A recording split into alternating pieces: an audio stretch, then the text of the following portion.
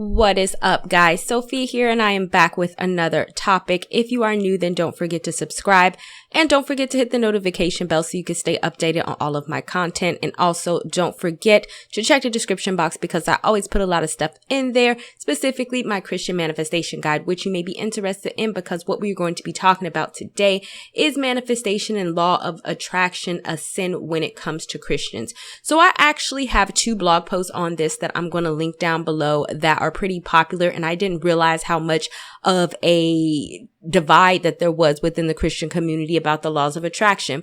Now, what I will say is that there are the basics of law of attraction is biblical. And as y'all know, I always back up what I'm saying by some Bible verses. So I'm going to give y'all some Bible verses here shortly that we could talk about as to why this is very similar to the law of attraction. However, there are some marked differences from the law of attractions that as Christians, we definitely just don't need to fall into. And the first, and I had a friend who was really into laws of attraction and she was a Christian, and this is something that I noticed with her, is God versus the universe. Oftentimes you will hear people who practice the law of attraction giving all of their attributes, all of their praises, all of their prayers and their manifestations, whatever, to the universe. And that is probably an issue for me when it comes to being a Christian, because really the Bible specifically tells us that you only have one God. That's all you should be worshiping. That's all that you should be praying to. And anything else that you are praying to is, of course, an idol. The Bible specifically tells us that, and it's in the 10 Commandments. And I feel like when you give it to the universe, as they say, really you should be giving that stuff to God, because God is the one that is going to bless you, not the universe, in my opinion. Attributing any other blessings other than God is not what we should be doing as Christians, right? If that makes sense. And so also, if you look in Genesis chapter 1, verse 1, it specifically says that in the beginning, God created by forming nothing the heavens and the earth. The earth was formless, a void or a waste and emptiness. Darkness was upon the face of the deep, and oceans covered the unformed earth. So my point in mentioning that is that God created the universe. So to me, it makes no sense to give or to feel like, oh, the universe is going to bless me when it specifically says that there wasn't nothing there. It was empty and all this stuff, and God created the universe. Therefore, I will give all of my praises, all of my prayers, all of everything that I am trying to do in life to God versus the universe, because why wouldn't I go to the person who created the universe over just the universe? Now, the second point I want to get into is some common things that I hear from Christians. I can't say that it's a misconception, because whenever I associated the law of attraction, I normally just think about positive thinking. And this is something that God had spoken to me about probably 2 years ago, was that I needed to get better in my thinking. And if you go into the story to Matthew 9, verse 24, specifically, Jesus was trying to heal the girl, but he was not able to heal her right away because everybody who was witnessing this miracle was laughing at Jesus. And so he had to send them away because their doubt was hindering God from working. So the reason why I bring all of that up is because God specifically spoke to me before about my thinking and always thinking negatively and how you are actually working against God. And the reason why I say this when I say the basis of law of attraction is biblical, because basically, when we talk about the laws of attraction, most people talk about manifesting. And basically what manifesting is bringing something tangible into your life through attraction, through beliefs, and through thoughts. So to think about blessings or something positive, or to think about the blessings that are coming into your life, are not sinful. I believe, and as I just mentioned in the Bible story, that when you think the opposite, oh, I can't, God won't, this won't happen to me, then you're actually, just like the story of Jesus, you're actually preventing God from working in your life. And that's why I say that when it comes to the law of attraction, why don't you want to think positively? Why don't you want to think about the blessings that God has for you, and that doing so, it actually increases your faith? So I'm going to go to Hebrews 11:1 and give you guys the definition of faith. And I want you to pay attention to it, because I just told y'all what manifestation is. And I want to tell you how this sounds strikingly similar to faith. And this is from the Amplified Bible, which is what I read from, just because it gives you a better explanation. And if you want to buy it, I will leave the link down in the description box from the Bible that I read from. So it says, now faith is the assurance, title deed, confirmation of things hoped for, in parentheses, parentheses, divinely guaranteed as the evidence of things not seen. The conviction of their reality, faith comprehends as fact, which one cannot be experienced by the physical senses, which it just said in manifestation, bringing something tangible in your life that you have just thought about. And the same thing with faith, believing that something tangible is going to come in your life based on the faith that you have that is going to come in your life. But I want you to pay attention to two specific words that I said in this Bible verse that I specifically feel is different from the laws of attraction.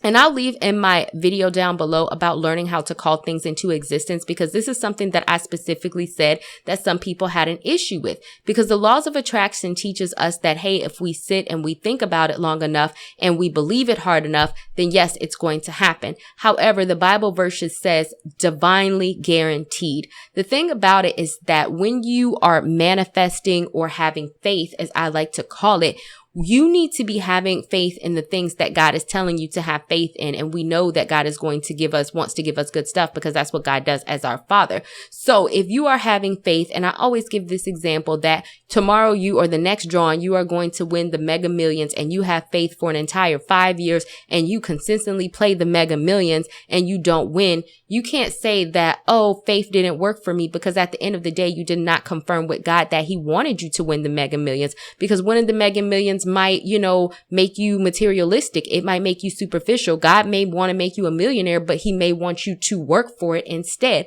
And so therefore, you having faith that, oh, one day I'm going to have a good amount of money through my efforts is different from, oh, one day I'm going to win the Mega Millions, because that might not be God's will for you, but God's will for you might be to have a lot of money, but the way he wants to bring that about is different from what you were thinking about. So just know that it has to be within God's will for you to have. And unlike manifestation, it just can't be whatever it is that you pull out of the sky, because God might not give you that because of he might have something better in store for you, or he might not specifically want you to have that. And the caveat to, Christianity and law of attraction is that we have faith that even if God does not bring us the things that we are, manifesting or having faith in, that we trust God's ultimate judgment, and we can't get mad at God and be like, oh, well, I have faith and I was trying to manifest, and you said that if I have the assurance and the faith of things that I hope for, that it will come to pass. And then when it don't, now you mad.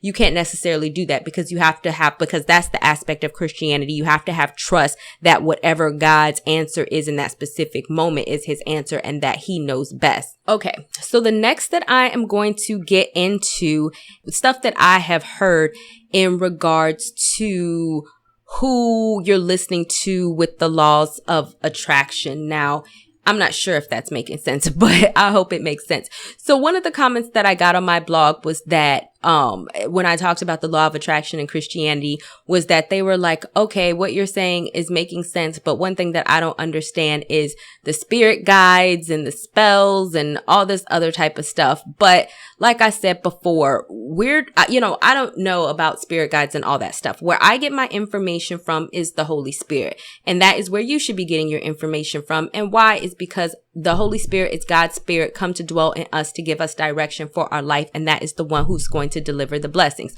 So to me, I know for a fact that God is 100% accurate. And whatever the Holy Spirit tells me is the truth, because God is not a man that he shall lie, right? And so to me, I'm getting my stuff from the Holy Spirit, because that is the only way that I know that what I'm having faith for, or how to bring what I am having faith for is coming to pass, is accurate, as opposed to listening to, spirits or dead people or whatever the case may be. And God specifically tells us that we should not be listening to dead people or consulting the dead, for our information. And so that's what I kind of feel about that, because dead people, I don't know how that works, but they could be wrong in my opinion. So I don't go that deep. I don't be going about spells and all that stuff. I'm not doing that. And I don't go into spirit guides and the Holy Spirit. And I want to read you from John 14:26. It says, but the helper, and in parentheses, because this is the Amplified, the comforter,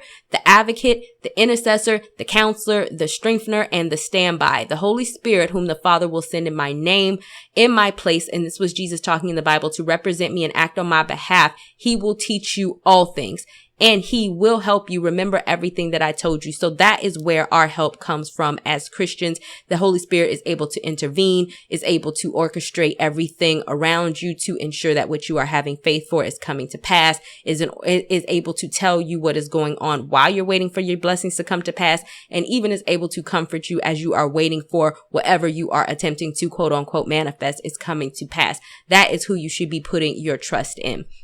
And the last thing that I want to get into is a difference that I see between the law of attraction and Christianity. Is thinking about it is just not enough. As I said, I had a friend who was really into law of attraction, and her and I had this discussion all of the time. And she felt that, oh, I could just think about it and then that's enough. That is not enough. Not from a Christian perspective, because the Bible specifically tells us that faith without works is dead. And I'm going to go into James chapter 2, verse 14 and 15 to read you exactly what it says. What is the benefit, my fellow believers, if someone claims to have faith but has no good works as evidence? Can that kind of faith save him? No, a mere claim of faith is not sufficient. Genuine faith produces good works. So basically what the Bible verse is speaking to, saying that you can believe whatever it is that you want to believe. You could believe that you're going to be a millionaire. You could believe that you're going to start your own business. You could think about it until you are blue in the face and call yourself manifesting it. It is really not going to matter if you are not taking the steps in order to see those quote unquote manifestations come to pass. What this means is God has specifically said, and I'm going to link my video down about Abraham, and when God revealed the plan to Abraham, oh, you're going to be rich, you're going to have descendants, you're going to have this, this whole plan of everything that he wanted him to have. Now, but the first step was that Abraham had to leave the land that he knew, and he had to go to the place that God showed him, having faith that all of that stuff that God told him was going to come to pass. See, this is where it comes in. God gives you your manifestations, and then you follow God on the blessings that he has for you.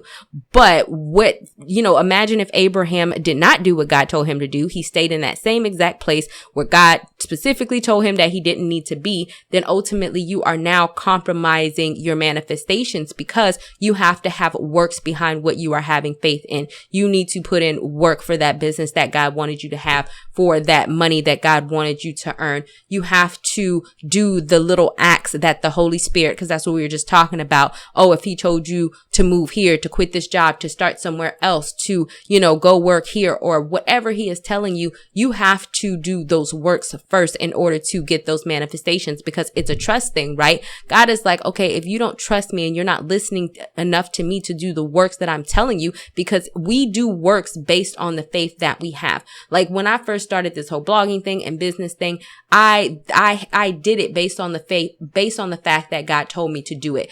How crazy would it look if God told me to start creating content and that you're going to have a blog, and then I'm like, okay, I'm just going to have faith that I'm going to have a blog, and I didn't actually get on the computer to start the blog, to do the domain name, to write content, those type of things, right? So that is where the faith, because really if God is saying, oh, you're going to make money from this, then I have to make the steps based on my faith on what God told me. Oh, God told me I'm going to make money for this. I believe it. Therefore, I act on it. So I don't believe that, like the laws of attraction, you can just think about it long enough and then something will happen. You have to actually have works as a demonstration of your faith. All right, guys. So I definitely hope that makes sense. Don't forget to check the description box for my Christian Manifestation Guide ebook. And I will talk to you guys another day, another time. Bye, y'all. Not ready for the show to end? It doesn't have to. You can head over to my site where you can read hundreds of articles.